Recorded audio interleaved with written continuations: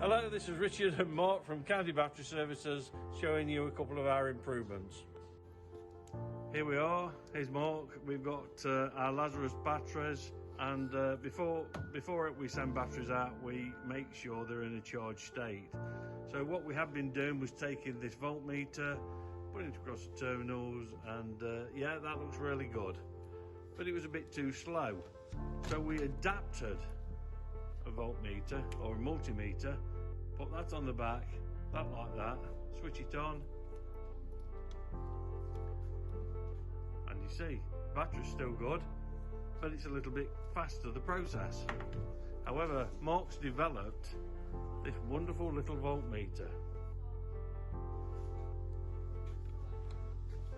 You want to test batteries? That's the fastest way of doing it. Well done, Mark. Hi, this is my improvement for today. We had nowhere to put the pole that we used to open and close the shutters, so I've ordered a holder for it. You just put it in like that. That's it. Right, this is my improvement for the day, or over the last couple of days. I've been looking at the training matrix after Gabe wanted to make some changes to it. So what I wanted was, instead of before where we'd go through and we'd put the colour in like this, you'd go like that and select a colour. Now all we have to do is put the number in and it changes it automatically like that. What I also wanted was an average of everyone's colours at the beginning. So what I've done, put all the averages here. So let's say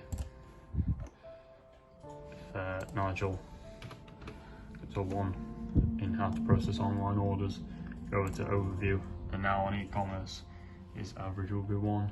If you go over and he gets a 4 on that one, you go back to overview and that'll be 2.5. So that's my improvement. Thank you.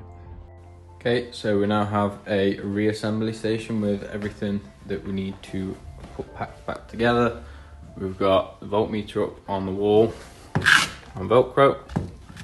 It's easy to remove and put back on. Rivet gun, super glue, thing to adjust the rivet gun, 2 different screwdrivers, some pliers. We've got all of our Torx bits with the electric cordless screwdriver, which is always on charge behind the desk.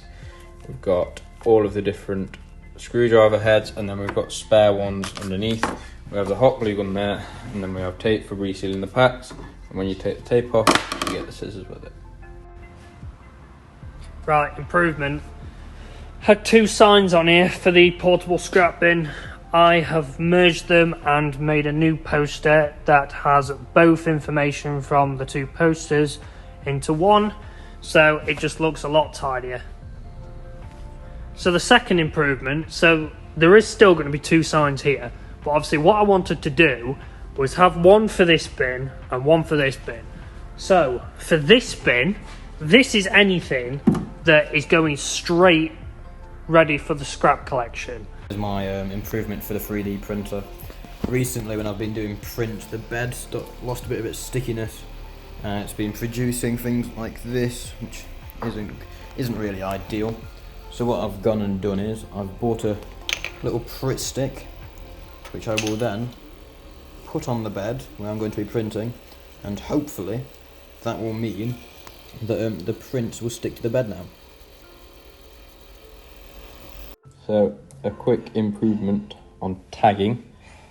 I have made this slightly wider gap here, because what I was doing is twisting this round to the side and tagging 2 joints like that, whereas what I've done, made it wider so the spot welder just fits either side of that, so I don't need to twist it and try and get one on top and one above. I can just go down like that. So I have come in today and created a goods out commercial buy board, so hopefully this will be able to help Chris a little bit next week. On the right hand side we have all of the processes for how to do everything. On the left hand side gives you times of what needs to be done and when. Once you've finished, flip the card over and you'll know to go to the next card. Another improvement. So I had the click and collect pallet there, and obviously it was a problem. I struggled to get batteries out off the pallet, you know. So what I've done is every battery that I've got for charging and testing, for pack builds and click and collect / collections, I've put it all in the same place. So what I've done is got one big pallet and one little pallet. So what I've done is made a sign saying completed pack builds that will go onto there. I've then got the click and collect sign that was on the original black rack. I've stuck that there and cut the pallet in half using some duct tape there. So that's going to be the click and collect side there, and there is going to be the charged and tested batteries that come from the charger. It just looks a lot better.